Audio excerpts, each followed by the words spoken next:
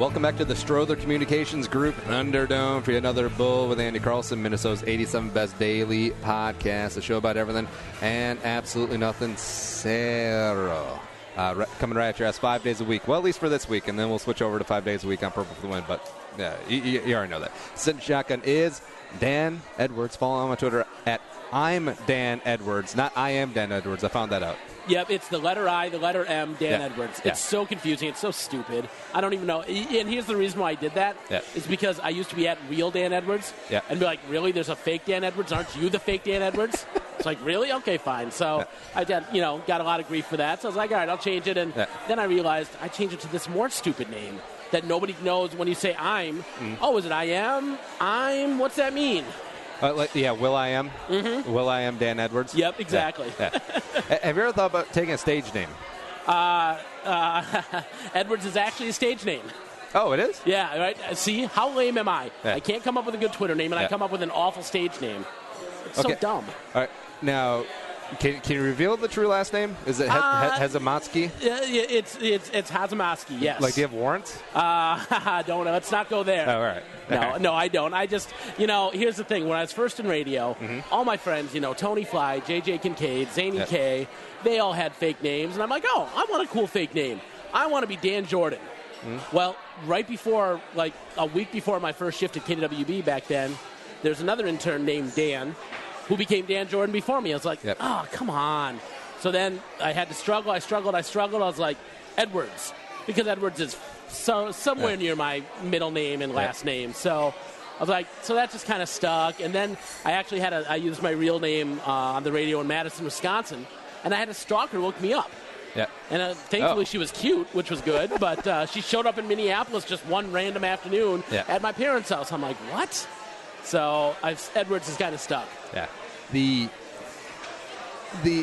growing of fame in the public eye. Now, I'm not famous by any stretch of the imagination, but we have awesome listeners here, and sometimes they like to send me stuff. Yeah. And when it first happened, someone shot me an email. Was like, hey, I have this awesome glass figurine. It's a glass boot, like a Das boot.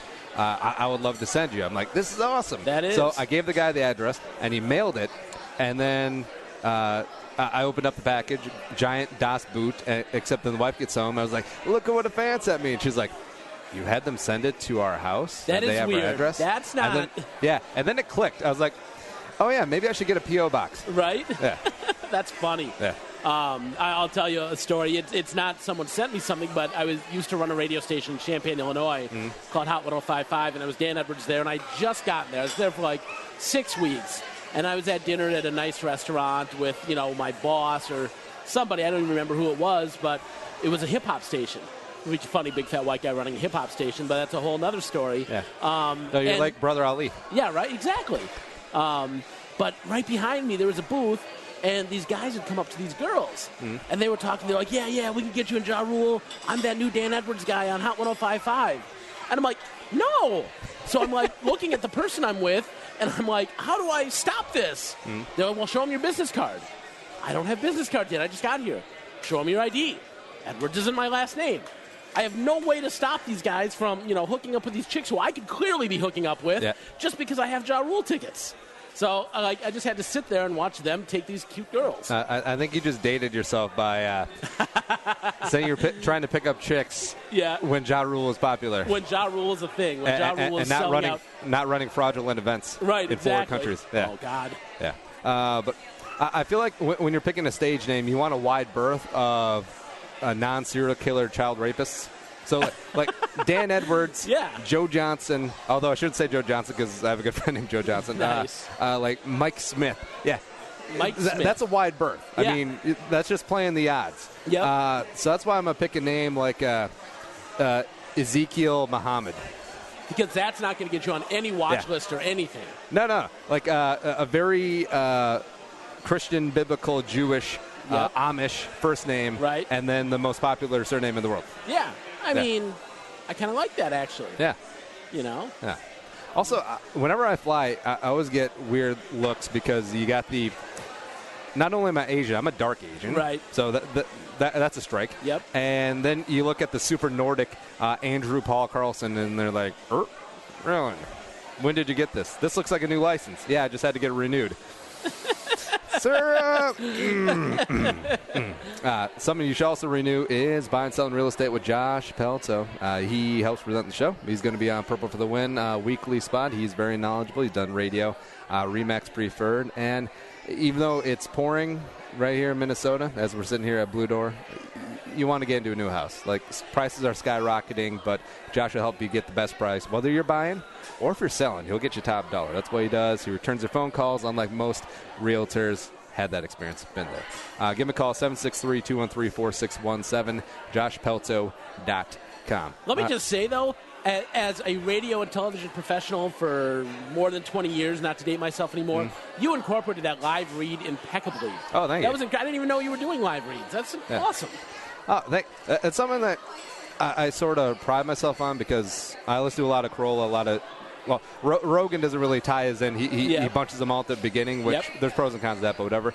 But like the canned radio ads where you hear the same one 20 times in a row, or even podcast ones like, build a website with Squarespace. No one wants to build a website with Squarespace. Get out of here. Right. Who's building websites anymore? Yeah. So you have Facebook, and that's all you need. Yeah. So my sponsors, I only do live reads and sort of off the cuff. And that's cool. That's awesome. I like that. All right, so let's dive into the history. Now, not to date you, but this is how I always sort of carbon date people because, I don't know, this started as a game where my now wife, in college, she had a roommate whose boyfriend couldn't vote because he had a felony. Okay. And my game was try to find out what the felony without directly asking him. Oh, I love this game. Yeah. So it's an ongoing game there. Yep. But to find out people's age, I never asked them, but I try to circumvent it by asking them who their favorite Viking is. Who is my favorite Viking of all time? If you say Tommy Kramer, it's not Tommy. It's not. I was alive during his era. Yeah. The first Viking I really remember was Wade Wilson. Yeah. Deadpool. But yeah, right. My probably my favorite has to be Randy Moss or Ryan Hogue. Oh, yeah, Ryan. We were talking about Ryan Hogue off air, the Gustavus alum. He's one of my best friends. We went to high school together, but so I have to throw him in there. But Randy Moss, I mean, it's right when I was youngish at least, and I mean, is there a better answer than Randy Moss? No, there really isn't, because to date myself, like, he came up in 98 when I was 13. Like, he was the first player that... You were 13 in 98? Yeah. Oh, my God, I'm so old. No, what are you talking about? I'm the one who's old. I'm the one who just turned 32. Randy Moss is the first guy that I saw in college. I'm like, I want him on my team. Yep. And just seeing what he did his last year at Marshall and then having him fall in the first round, I mean, that was a great 2 years. Yeah, it really was. And...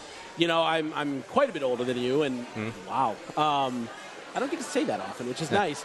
But just knowing, the problems he had, I didn't think there was any way he was falling to the Vikings. Yeah. And I remember just hearing that, and I remember I was in my dad's living room, and he's like, oh, this Randy Moss guy smokes weed. And I'm like, who cares? Yeah, I do, too. They all do. I mean, not that I do, but, they all do. Everybody does. This is awesome. He's going to be one of the best Vikings of all time. Mm-hmm. And my dad's like, no, they should have drafted some lineman from LSU. They got Chris Carter and Jake Reed. Why do they need a third wide receiver? Exactly. Who runs three wide anymore? Right. My favorite thing about that when the Vikings took Moss at 21 is that the Lions and the Packers were directly ahead of them in the picks. And I think the Packers were first. They took Vonnie Holliday, and the Lions took Terry Fair, who actually was pretty decent. They both turned out fairly decent. Yeah. I mean, but nothing, compared to what Randy Moss was and what Randy Moss should have been his whole career in purple. But it could have been Moss and Barry Sanders or Moss and Favre. Right. I'm like, think about that. That would have been so terrible in the NFC Central. I never thought about it like that. Yeah. Wow. Yeah. Barry Sanders never retires if that happens. Yeah, probably not. Yeah, I mean, because they're competing every year. I mean, who was their quarterback back then? Was that Scott Mitchell or Eric Kramer-ish in that era? They could have fired the ball. They could have gotten the ball to Moss. I mean, they were serviceable enough. Yeah. But speaking of serviceable, so your career. Yes. I've been all around the block. Faint praise. You've had a very varied career, so why don't we start from the beginning? Like, where'd you grow up? Where'd you go to school? How'd you get your start? Grew up here in South Minneapolis, Washburn Miller alum of, somewhere in the mid-'90s. And, Went to Brown College after that for radio and TV broadcasting. Is Brown still around? No, they closed it a couple years ago. I thought I heard that, yeah. Let me tell you about Brown College. What a scam that was. I met some wonderful people. And my insurance agent, who's a good friend, was a college. And there you go. I mean, a guy who went to radio and TV broadcasting, now selling insurance. I mean, there's like 3 people from my graduating class who ever did anything in radio or television. So, but, it was, I learned more at an internship I got like a month into Brown at KWB. I was interning overnights there for J.J. Kincaid, and, having to go there from 1 a.m. to 6 a.m. was awful. I actually paid there to park at Butler Square, and but I learned more there in a week than I did ever at Brown College. So, R.I.P. or rest in hell, Brown College. But, What was the original, like, ITT Tech? Was it? Where it's like the model-wise, it's a for-profit school. Yep. And then in the ads, they boast about 98% placement rate. But it's complete bull crap. Yep, it really is. Yeah. So from there I interned at KWB for a couple years, and I went to do my first on-air radio jobs in Madison and Mankato. I was based in Minneapolis, would drive to Mankato during the week, would drive to Madison on the weekends, and I mean, it was just awful. But, that's what you had to do in radio is, to cut your teeth. You're never going to start in a major market at that point because there was so much interest and passion in radio at that point, and there were still so many jobs that, people wanted to be on the radio, and it was very cool. So from there, I went to Champaign, Illinois to run a hip-hop station, Champaign's first hip-hop station. Spent a few years there. Then went up to... Who was the big man on campus at Illinois around that time? That was my boy, D. Brown. Yeah. And Darren Williams. And a guy who I had some legendary parties with, Nick Smith, if you remember him, the big 7'2" white dude. Played center. He wasn't very good, but he was a starter. Yeah. But D. Brown and Darren Williams were the big guys on campus, and we had a lot of fun there. And that's good first like radio management experience. It was a lot of fun, and cut my teeth on some stuff. And then I went to the tropical wasteland of Bismarck, North Dakota. Ooh. And that was just pure hell. Yeah.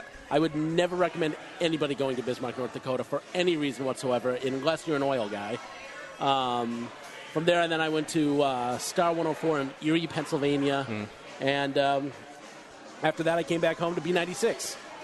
That's the thing about radio, where you really have to have the fire in your belly. And I guess back then it was really easier because like DJs were literally rock stars. Yeah. I mean, back before the internet really took hold.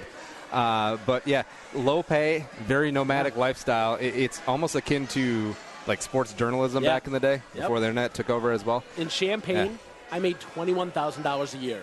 Wow. In 2001. I made $21,000 a year. Wow. And it was ridiculous, and I loved it. And it sucked, but I was the whole reason why I got into radio over like accounting or something smart was chicks, to hook up with chicks. And mission accomplished. That's the only reason. I mean, I'm a big dumb white dude who can't get chicks unless he's on the radio. So it worked. And all right, so that was the initial passion. Was it talk? Was it DJ? I was a DJ, but it was more about management. Yeah. I loved deciding the music on the station and scheduling it, and and trying to make just magical quarter hours of radio, and picking who the talent was, and mentoring and coaching, and because I had some brilliant people take care of me early in my career. J.J. Kincaid, who I've mentioned, Tony Fly, Scotty Davis, just some of the best in the business, took care of me, and that's what I really found what I want to do is I wanted to take care of young talent, and I still do to this day. I mentor a few people, and it's a tough industry to be in right now. But yeah, I mean that was everything to me. It was my first love, and I still love radio. I just wish Ryan Seacrest wouldn't take 1,000 different jobs. Oh yeah, because he's got like a syndicated daily show, and he's also got the weekly Top 40. Yeah, well, the weekly Top 40. I mean, and that's a show that everybody had on. But if you think about it, Ryan Seacrest is doing a midday show syndicated on every iHeartRadio Top 40 station. Yep. Think about that. There used to be a live and local DJ in each of those markets. He literally took like 110 jobs or how many ever affiliates he has. So, I understand the consolidation, I understand the money part, but it's really too bad. Ryan Seacrest, the widow maker. Yeah, right. Or the insurance salesman maker. Yeah, exactly. Yeah. That's exactly what he is. Yeah. And with technology, it's kind of cool because I'm sort of trying to get into radio, but I'm also realizing that digital, you don't have oversight. You can really connect with your audience and grow it organically, and that's really cool. Yeah. And I think it's the future too. But just trying to get in now, where if you're a kid, you can start a podcast, you can start a vlog, you can start whatever. But back in the day, if you really want to get in radio, you had to do that 1 to 6 a.m. internship and hope that the DJ shows up hungover one day. It's like, kid, take over for 5 minutes. I'll be right there. Next up, we have the Black Crows. Yeah, right. Remedy. Play. Yeah. And I'll remember, I'll never forget some of the, some of the best times in KWB I had to finally break out on the air there and do overnights there, was, hey, Dan, this producer called in sick. Can you come and produce? Hey, Dan, this producer just quit with no notice on the Dave Ryan show. Can you be the assistant producer for a while? Yeah. Hey, we just lost our overnight guy. Can you do it for $25 an hour? Absolutely. You know, I would love to. And that's how you broke in. And, there's nowhere to cut your teeth anymore in radio. And, you don't move anymore. I mean, I remember all of my friends. I mean, JJ Kincaid, Tony Fly, they all moved around so much. So that's why I was like, well, I love Minneapolis. I'm a Minnesotan.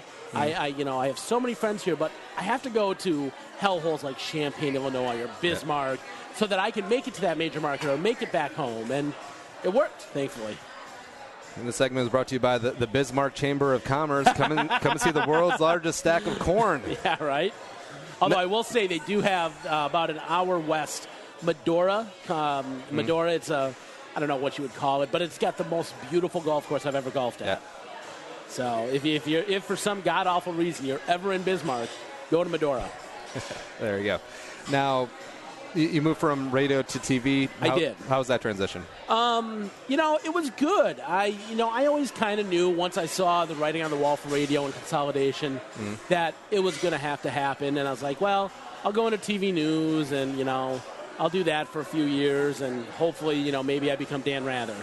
And thank God Bill Dahlman, formerly of Fox 9, took me under his wing and said, come write news and I've got some other stuff for you. And I was like, all right, you know what? Radio sucks. I was working for the Twins at the time as their music director. Yep. And I was like, you know what? This is probably where I should go in my career. There's a lot more jobs. There's a lot more stability. There's always going to be news. Yeah. So, all right, I'll go do that. Yeah, Ryan Seacrest equivalent can't come over and do the local news. Yeah, exactly. So, I went and I wrote news overnight. I wrote for the Fox 9 Morning News, which was a fantastic experience. So many great people on that show. Yep. And, Bill really took me under his wing, and I did that for like a year. And Bill pulled me in his office. He said, Dan, how do you feel about starting an entertainment show? I was like, well, I don't know. He's like, and I want Tony Fly to do it. I was like, I get to work with Tony again? We just spent 7 years at B96 and every iteration of 96.3, every failure of a format that we had there. And I was like, yeah, let's do it. And that's how On the Fly was born. I vaguely remember On the Fly where... Same as me and same as everybody else. Yeah. I'm pretty sure it branched out, too, because I remember watching it on the Rochester Fox affiliate. Oh, really? Yeah. Interesting. I vaguely remember it. Okay. I'll take that. I don't even remember that, but cool. Yeah. Well, there you go. Yeah. Now... you also moved on to KARE 11, too. Yeah, after On the Fly, I went to KARE 11 to be the executive sports producer and worked with my dear friend Eric Perkins. And that was a great, great time. I mean, they wanted me to come in and really kind of revamp the way we do sports. And, at that time, ESPN, you saw shifting from being a highlight show and being all about highlights to, let's shout at each other and just give stupid hot takes. Yeah. And, I didn't ever want to go that far, but we had to be more than highlights. And, Eric and I were able to work together and do some just brilliant stuff. And yeah, I mean, at the times that I'll never take back there. That KARE 11 was just the gold standard of TV. Now, you have a lot of varied interests, and I think that's really neat because I identify with that as well. Yeah. And, you always have your eye on the next project. Yep, absolutely. But now, after the news, it was step into what? So funny, it was kind of weird how this all happened. So I started a company called Airviews with three other friends, and it was. I'll give you the whole thing. So one of my good friends at the time was a guy named Jeff Timmons from the band 98 Degrees. And he was... Wait, which one was he? I don't know, they're all probably good looking, I guess. Yeah. Shorter, real big buff dude. Okay. Not the blonde-haired guy that everybody talks about. Oh, all right. That's, I don't even remember his name now, but good dude, though. Well, weren't they like two Lachey brothers, one other yeah, jabroni, the two and then Lachey your brothers, friend? the blonde-haired, and then Jeff. Yeah. He, at the time, was, and he actually just restarted this, shipping around America this male stripper group called Men of the Strip. And he was in Rochester, and he's like, dude, come down, introduce us. Or at wherever that Treasure Island Casino was, Red Wing, yeah. Yep. And he was like, come introduce us, let's go drink and have fun. Cool. And so we did that. I introduced him. We were hanging out in his green room, just, taking bottles of Fireball to the face. And he said, Dan, I want to get NSYNC back together for a night. I was like, okay, whatever, let's do it. And the next morning when we're, hungover but sober, he's like, I was serious. It's like, okay, I'll try to find some money. Yep. And we attempted to find some money, and we ran into this guy who said, listen, I'll do one for you if you do one for me. I want to get drones into the mass public. I want to get them on TV. I want a website around them, but I don't know how to do it.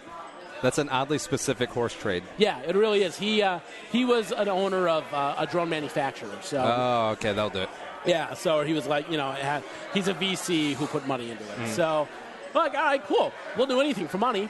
So we regrouped after we left him and said, how the hell are we going to do this? Yeah. And we came up with Droned, which is the TV show that I had on the Science Channel, that hopefully will have season 2 here coming up in 2018. Well, now, does Science Channel actually do science stuff, or did it go the route of the Learning Channel and Honey Boo Boo?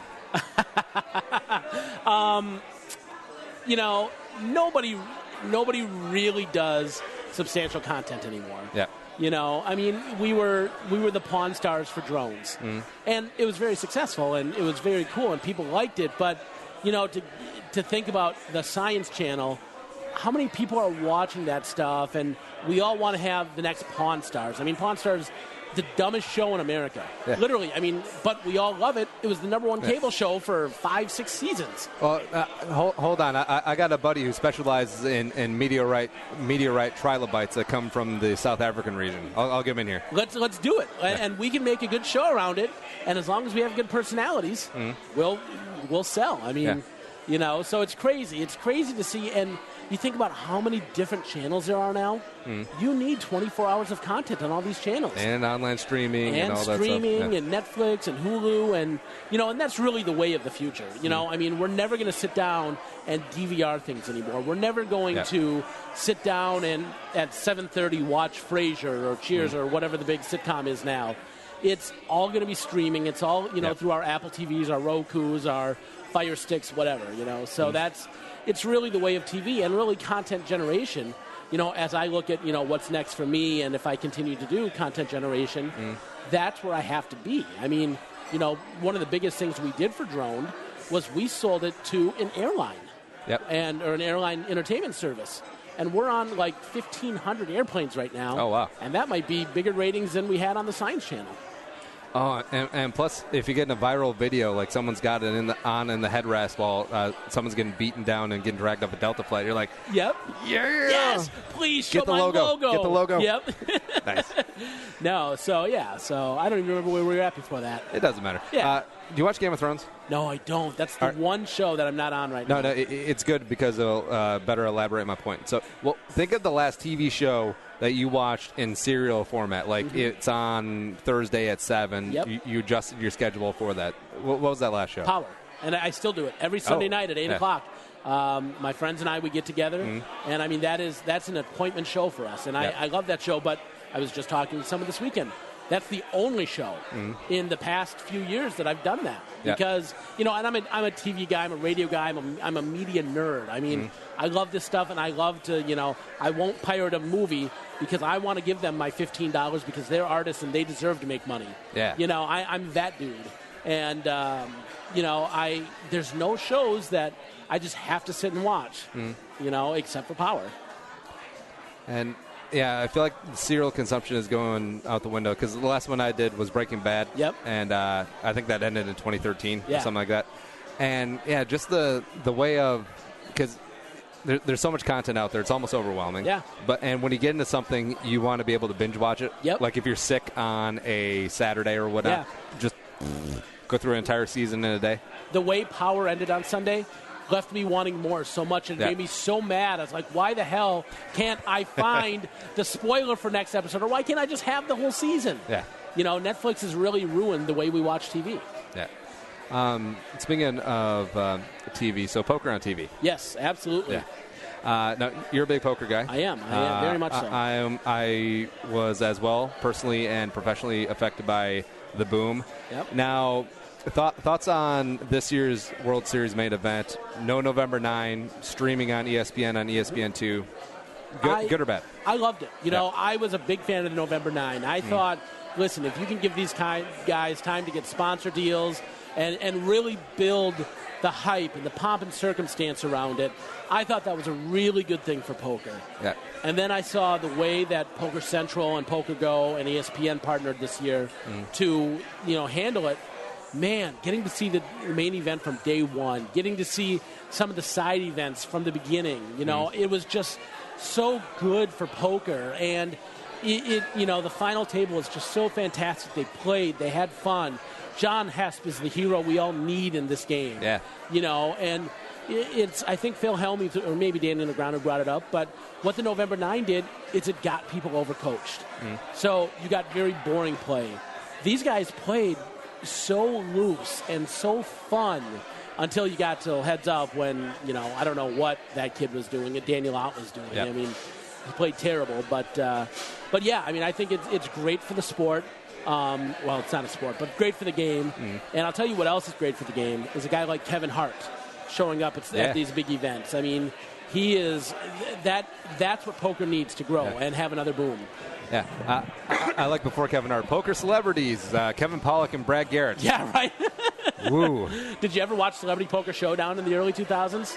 A little bit until I realized that this is a waste of time. That there were no celebrities? Yeah. Ben Affleck and Matt Damon just because they did rounders? Yeah. Yeah. That's... Yeah, poker back in the day, that definitely killed a lot of my time. And a lot of friends' time, because there's nothing like just watching old reruns of the World Series of Poker, like circa 2005 when they showed not all, but a bulk of the prelims, and that really got people into the game. And I think it did die off a little bit. I mean, Black Friday didn't help. Why Poker TV died is because of Black Friday, because, what a model that a lot of people don't realize is Poker After Dark and Poker Stars The Big Game, those were paid programming shows. Full Tilt and Poker Stars paid for those shows to be on. So the second that bill stops, why are we doing that? Yeah. The early seasons of high stakes poker weren't, but the later seasons, once online poker realized that they needed to push in the U.S., was all paid programming. High stakes poker was so great. It really was. Yeah. It was such a good show. But Poker After Dark was my gold standard. I mean, it's just what they were able to accomplish with not a lot of editing, with Ali Najad just kind of dipping in and out and letting the game be the star was really just everything to me. And I'm so glad they're reviving it, and I hope they are. They are. It starts on Poker Central or Poker Go in 18 days, I think I saw. And it's actually going to be live. They're doing it live from the Aria. Let's see, I'm just trying to pull up Poker Go. Is it going to be cash, or is it going to be that sit and go format again? I think it's going to be cash. 19 days. Yeah. So, and the cash games were so much better. And I'm sure that's what it'll be in. Yeah. All right, now, you're primarily a tournament player? Over the last year and a half or so, I wanted to chase a bracelet, chase that big trophy score. Yep. And which events did you play out there this year? I played a 1,500 Hold'em event. Yep. Didn't go well. I played a couple of the daily deep stacks, and I played. What's the other event I played? I might have played a $3,000 Hold'em. Yep. And didn't go well for me. I had a very bad summer out there, but I stake a couple players, and one of them came home really well for me. Yeah. It's always good to have a little sweat. Yep, absolutely. Yep. And it's so important because even if you run bad, and the variance in tournament poker, you can never be a good tournament pro with the variance. but at least you can have that sweat and you can still make a little bit of money, to keep yourself afloat. Yep. Now, do you think that poker participation fandom has hit maximum capacity, or do you think there's room for a secondary boom? Listen, we had 7,221 people this year for the main event, the third largest ever, the largest since 2010, since Black Friday. We're on the way back up, and that's a beautiful thing. And I think as more states pass online gaming, I think we'll see it again. I mean, the millennials haven't been exposed to poker, and I think once they do, millennials seem to be, very addictive to whatever they're going to be so snobby, though. It's like, sure. Oh, so you called the 3-bet the blinds with ace-jack offsuit. That was a fantastic play. Right. I mean, no, even like the snarkiness back then, the non-millennials, like the tail end of the Gen Xers, that was pretty bad. This is going to be worse. Oh, it's going to be absolutely worse. But, the way that they play and, the way that they don't seem like a math generation the way we are, or, the end of mine, the beginning of your generation is. Yep. And I think that'll be good for us older folks. And I think that they'll change the game of poker the same way, from Doyle Brunson and Stu Unger did to Phil Ivey to Danny Negreanu and now to Fedor Holz and Brian Rast and those guys. Yep. I just think it's going to be another generation. And, instead of talking about blockers and 2.5Xs, they're going to come up with another way of the game that is going to just change the way we think. Yeah. Also changing the way we think is we got some Blue Door deliciousness delivered right here. I'm excited. So we'll dive into that. Also, something you should dive into is our new sponsor, Strother Communications Group. And, hey, get the message out. You want marketing, they got it. They're helping out the show, helping us grow, and they can help you too. More sales, larger bottom line, digital marketing. Yeah, if you have a maybe a little bit older owner, older executives don't really know what digital is, hit them up. They got web design. They got everything. Branding, hashtag branding in 2017. It's time to do it. Sign up with them, Store the Communications Group. To find out more, go to that's not the right letter, scgpr.com. Again, scgpr.com. All right, we'll be right back with more with Dan Edwards right here at the Blue Door Pro.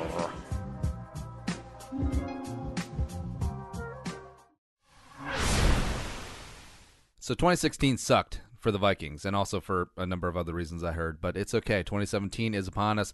Vikings fans, let's get going. All off-season, Purple for the Win coming right at you through free agency, the draft, and OTAs and training camp. Here we go. Get the show on 1500 ESPN, Podcast One, and the Podcast One app.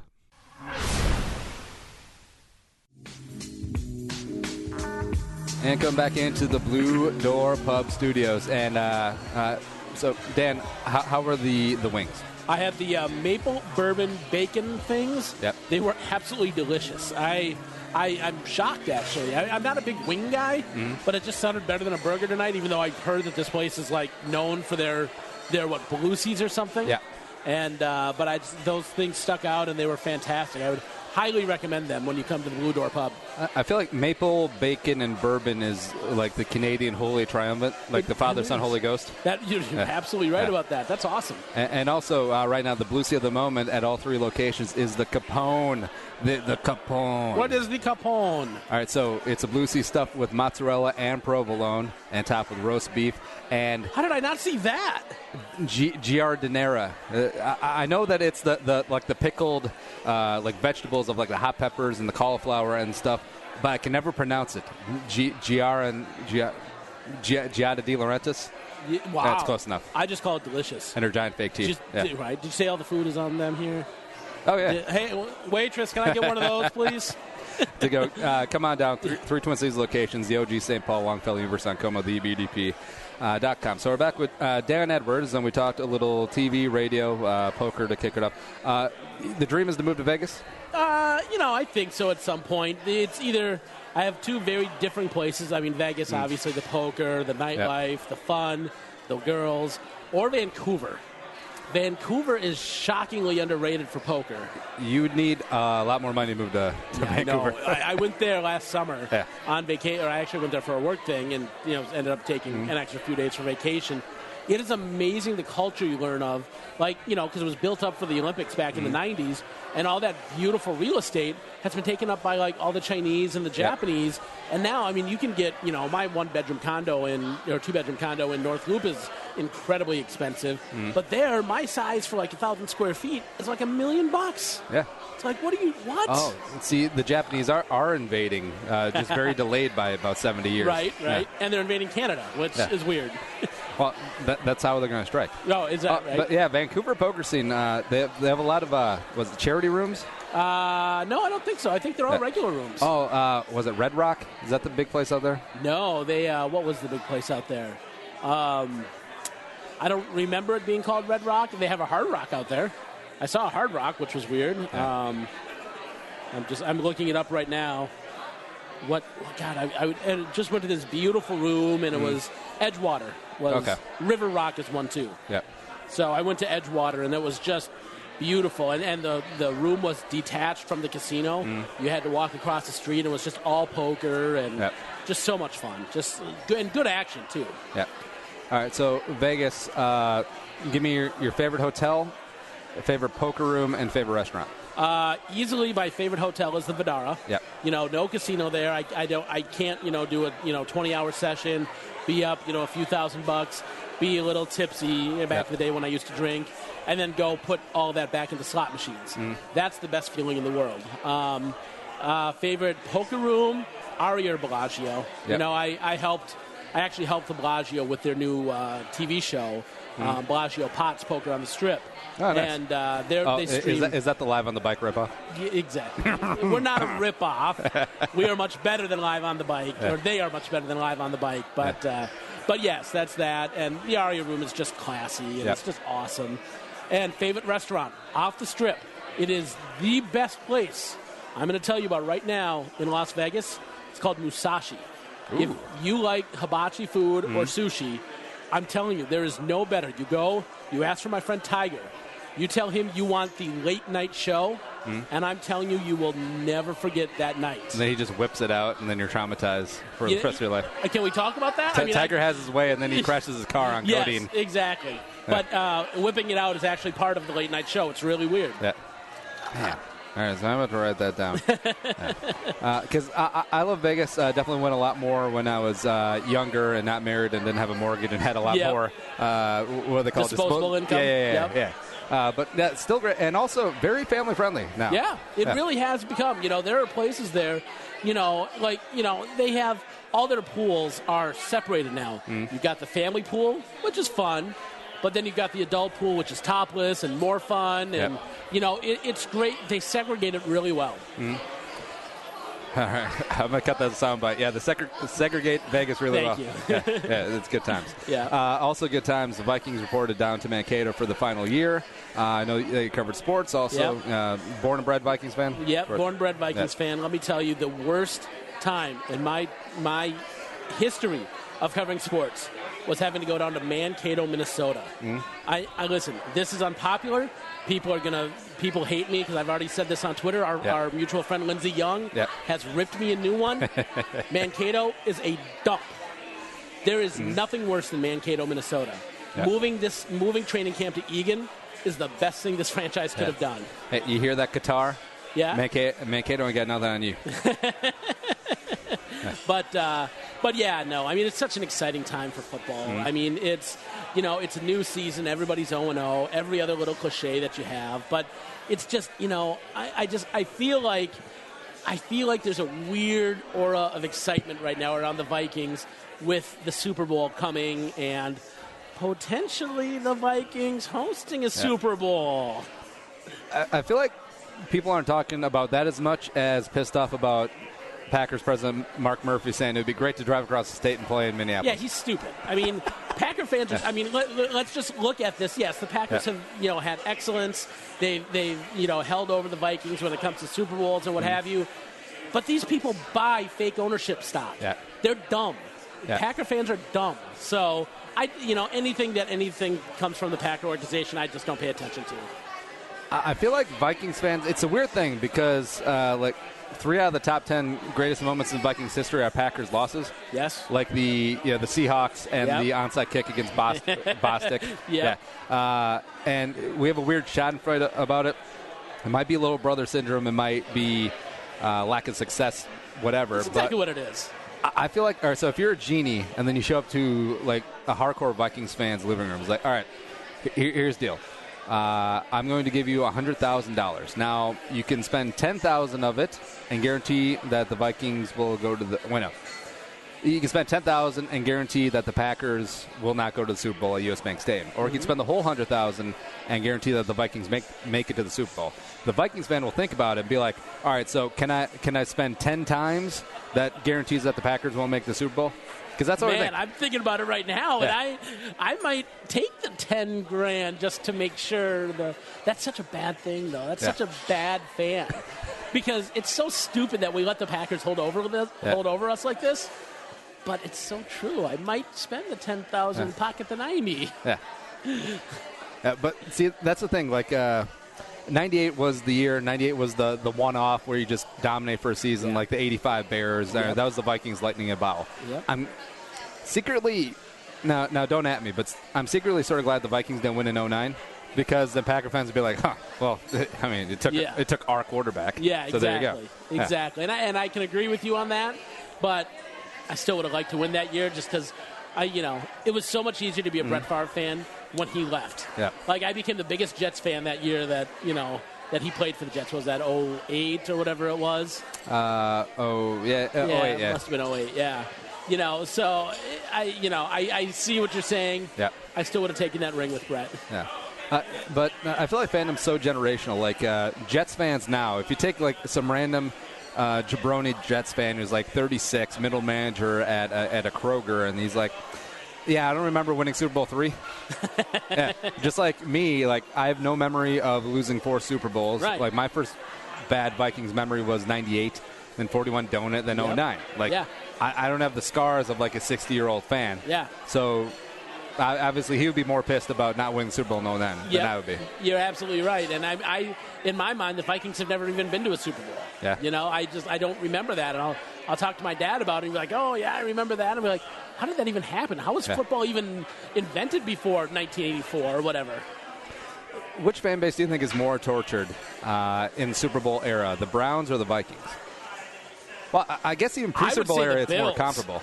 I would say the Bills. I mean, go to 4 in a row and lose all 4. That's awful. But, I would think, that's a good question. Because pre-Super Bowl, like, they both had their heyday. They won NFL championships for both of them, because the Browns were in the NFL for some reason. They had their day and then just nothing. But the Browns, constant misery, like 5 wins max is their average. Or the Vikings, you go up and down, sort of yo-yoing. You have hope just to have the rug pulled out from under you. Yeah, I'd probably say the Browns are probably a little more tortured than us. Yeah. Because the Bills... And they have to live in Cleveland. Yeah. Which sucks. The mistake by the lake. That's why Kyrie wants to come here. Yeah, right. But the Bills, they have a little Browns in them, too. Like, they've been trash since Jim Kelly retired. Yeah, absolutely. They were dominant, absolutely dominant the 4 years they went to the Super Bowl. Yep. Before then, they had OJ, except I think they only went to the playoffs once? Really? Or maybe not even at all. No, they had to have gone at least once, didn't they? I don't really know. I have to Google that. That's fascinating. I guess I never knew that about OJ. Actually, I think they made it once, except I think it was the one and done in the playoffs. So basically, besides the Jim Kelly, Thurman Thomas years, they've been the Cleveland Browns. Wow. Yeah, one year in the Super Bowl, 74, he was in the playoffs. And lost to Pittsburgh. But I feel like Bills fans, they don't even care. Like, they just want to tailgate. Yeah, exactly. Like, they go nuts. They break tables. Yep, exactly. I mean, and look at the winters for them. They get 1 million inches of snow. Yeah. Or none, depending on what part of town you live in. So, I mean, they don't even really pay attention to the Bills. The lake effect snow there, it's amazing. When I lived in Erie, Erie is right on Lake Erie. Yep. And I'll never forget my first week there. It was March of 2004. I went to bed on a Saturday night, thinking, all right, there's no snow on the ground. I'm going to go out. I'm going to go up to Toronto or something for the weekend, have fun. Woke up Sunday morning. I couldn't find my SUV. It was buried in snow. Yeah. I'm like, what the hell did I just get myself into? And it was just, that snow was absurd. And I hate snow. I can deal with negative 30 below, but you get me around snow and I'm the crabbiest guy alive. Oh, really? Mm-hmm. Oh, yeah, I'm weird. It doesn't snow in Vancouver, does it?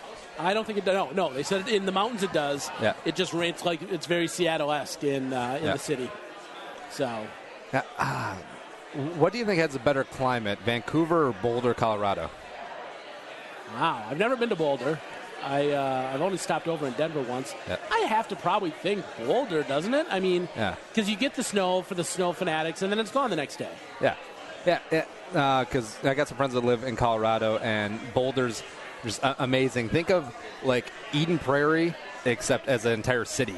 Really? No, like not just a suburb, just like a full-on city. Oh, that'd be kind of fun. Yeah.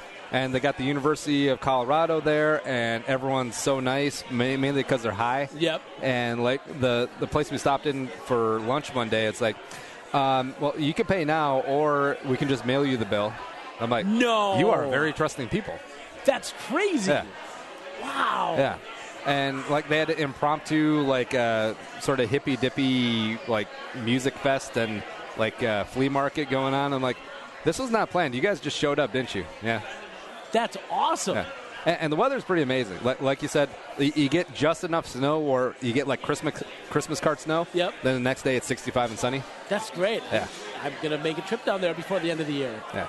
And then you can go to Golden, Colorado, and just look at the brewery. Just that you don't need to partake. You can just look. Yeah.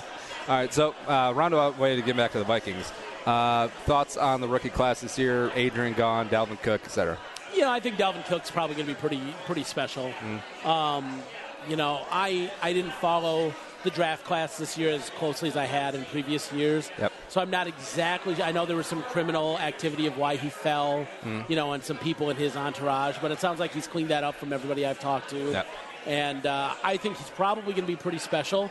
I don't know if we're going to get, Dalvin fever the same way we got Adrian fever back in, whatever that was. Yep. And a lot of ladies got Adrian fever around here. Let it go to the doctor. CVS that. Listen, I trust me. I know a few of them. But I think that, I don't know if he'll be the impactful one. I don't know how many others will be impact players. What I'm really excited to see is this new offensive line, with Reef and Remmers. And just really, because nothing can be worse than last year, right? Yeah.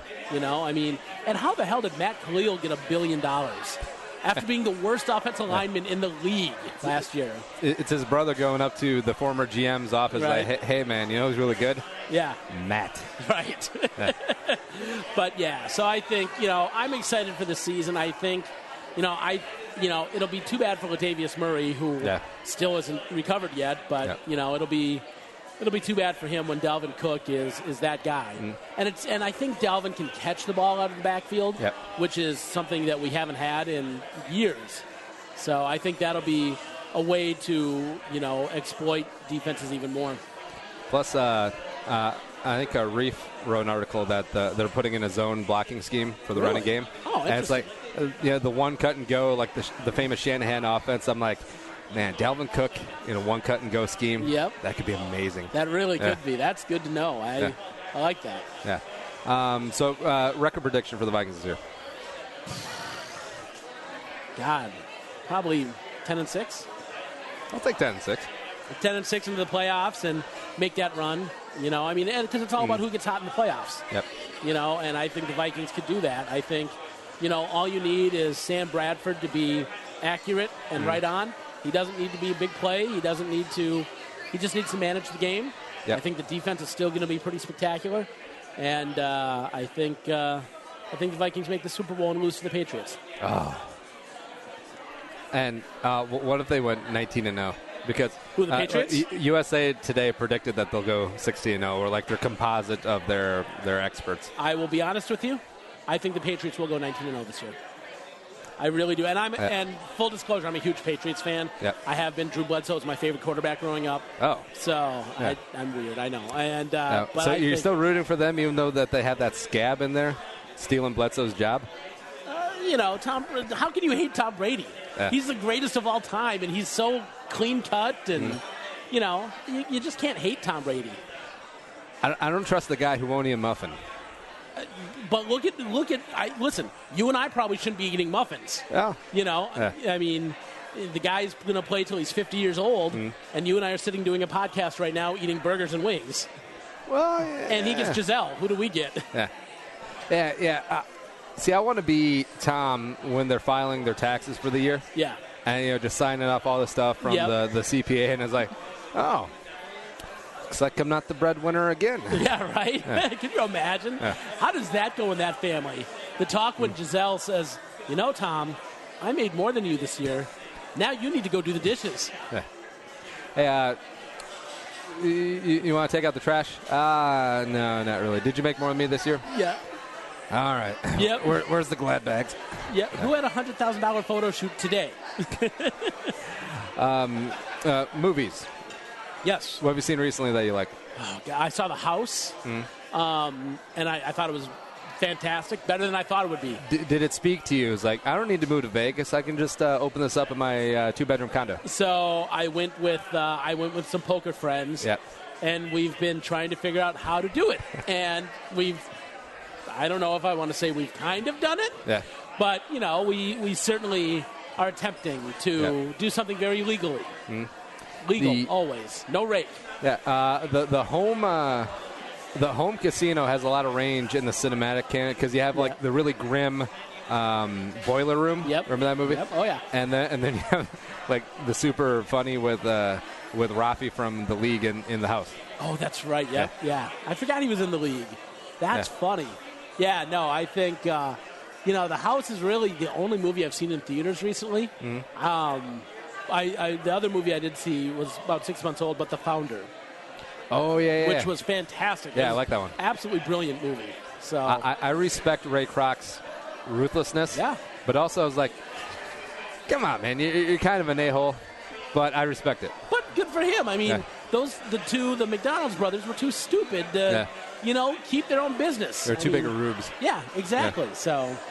Yeah, I did like the epilogue, though. Like two of the guys who helped Kroc build the empire, like, quit and they don't speak to him anymore. Yep. I'm like, yeah, that's about right. And listen, I've learned this, in your day job, and as I started a company, the most successful people in this world are the most unethical, and they're the ones that cut corners and they screw people over. And I mean, it's just part of being when successful. When has Ziggy and Mark Will ever? Oh, all right. Yeah, right. They are the clean-cut, most ethical people alive. Yeah. But, because you think about, like, Ray Kroc, you think about Walt Disney, you think about Steve Jobs. And Bill Gates, too. I mean, there are so many documented cases of these multi-billionaires and billionaires that, have cut corners and screwed people over. And I'm sure Mark Cuban has, too. I mean, look at Donald Trump. I mean, listen, you can have your opinions about him, but he has screwed plenty of people over. So I don't think he's that great of a business person. I probably agree with you. But that's a whole different level of discussion here. I like Mark Cuban's like early business career, though. It's like, hey, I want to figure out a way to listen to Indiana basketball games. Yep. So he did all the internet stuff, and then it got big, and then he sold it, and then he's like, all right, I'm going to buy a basketball team and overpay Dirk Nowitzki. Yep. Broadcast.com turns into paying Dirk Nowitzki $25 million a year when he's 78 years old. So I'm pretty sure he worked or owned a couple of bars, and then they got in trouble for serving underage girls or something like that. No. Shocker. I mean, I get that. Trust me.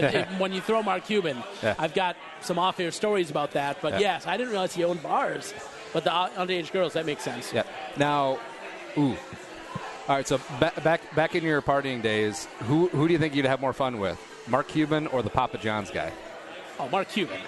The Papa John's guy. He's what's his pickup? What's his wingman line? Hey, I can make you a good pizza. Or what's Mark Cuban's line? I can broadcast you on the internet. Oh no! I'm just talking about like straight up hanging out because I feel like the Papa John's guy can throw down. I bet you Mark Cuban would be the man when you hang out with him. Yeah, that's probably fair. Yeah. Ooh, you ever watch Shark Tank? Yes, one of my favorite shows on TV. All right, so if you had your druthers of a shark picking up your next venture, your next pitch, who'd you pick? Robert Herjavec.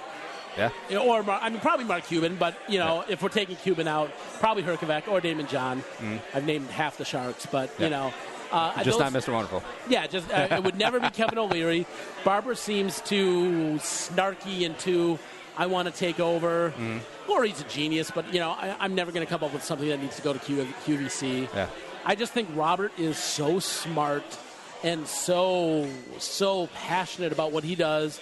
Damon John is just a hustler. I love that about him. And Mark Cuban's, just one of the best businessmen alive. How's QVC still a thing? I don't know. I've never understood buying things on TV. Yeah. I've never understood that. Because I'm a guy, I don't buy things on the internet. I have to touch. I have to feel. I have to make sure I like it. I've never understood that. Yeah. You're Sex World's only customer. Yes, I am the only person that still goes to Sex World. Yeah. Little known Dan Abstract, I've never been to Sex World. At least you pay cash. Yeah.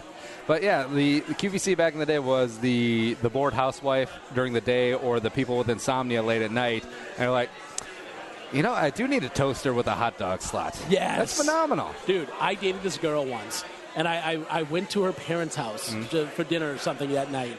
And she, I'm over there during the day. I was helping her move or something. I was there during the day for an extended amount of time. And the UPS guy gets there, and they dropped off 19 boxes. I'm like, girl, I don't want to say her name, but girl, what is this? Yeah. She's like, oh, my mom and I were home the other day, and we were watching HSN or QVC or something. Yeah. And there was a lot of cool sales stuff. Yeah. Like, what the hell is wrong with you? You don't have money to be doing this. You're 24 years old. She's like, well, I don't know. It was just bonding time. Man, those people who order stuff off TV... that's smoking high school weed where it's mostly stems and sticks, Right. And then when you get the internet shopping, that's like black tar heroin while taking bath salts. Right. They had to go broke. That is hilarious. Yeah. What a great analogy. Yeah. Oh, speaking of online shopping, Lisa Sleep, our brand new mattress sponsor, and the wife and I have had this mattress for a couple months now, and I'm getting a better night's sleep because Andy's schedule doesn't really leave a lot of time for sleepy, but quality of sleep is where it's at, and I haven't slept better since we got this mattress. And shipped straight to your door. You get 100 nights guaranteed. Decide if it's for you, it's going to be for you. But if for some reason it's not, your body gets snatched or aliens take over, you can send it back, no questions asked. Todd. It breathes, it's firm, and it's really easy to unpackage. It's actually kind of cool. You just cut open the vacuum seal and ooh, it's like when you open up one of those cans of biscuits. Yeah. The Pillsbury ones. Yep, and they pop. I love that. Yeah, sort of like that. And right now, if you go to Leesa.com, Leesa.com, use promo code Andy, $75 off. And they got their summer sale on. That's another $100, so $175 off any size mattress you want. Get it. Leesa.com, Leesa.com. All right, so Dan, what's on the horizon? I know that you joked in jest that you were retired, but what's the next project? I don't know yet. We're working on Droned. I think we're going to get season 2 here in 2018 on a new network, thankfully. I shouldn't say thankfully, but on a new network. Yeah, Eat It Science Channel. Yeah, right. I've got another TV show that's in the works. That, shocker, is a gambling-based TV show. That should be hopefully late 2018. I think we're going to start shooting that in quarter 1 of 2018. And yeah, I don't know. I'm just kind of hanging out, seeing where the world takes me, and I've been retired for about 8 months now, and it's been great. It's great to control your own schedule. Well, if you're ever in need of a host and you don't care what their face looks like on TV, just call me up. Dude, have you seen my face on TV? They don't get uglier than me. That's fair. We just can't be on at the same time. Yeah, right. We definitely cannot be on at the same time. All right. Give Dan a follow on Twitter at I'm Dan Edwards. I am Dan Edwards. Appreciate you coming in. Thank you, man. I appreciate it. Appreciate dinner, and appreciate you having me. And also, something we appreciate, showing some love to the show, spreading the word. You know what to do. Tell a friend. And that's how we grow because, marketing budget, not so big. So it's all about you sharing it, and we love that about you. That's how we start since day one. iTunes, Stitcher, iHeartRadio. Check out the YouTube as well. And thanks, producer Allie Jerome, for making us not sound so stupid tonight. But for Dan Edwards, I'm Andy Carlson and Young Senra. Bye-bye. Talk to you tomorrow.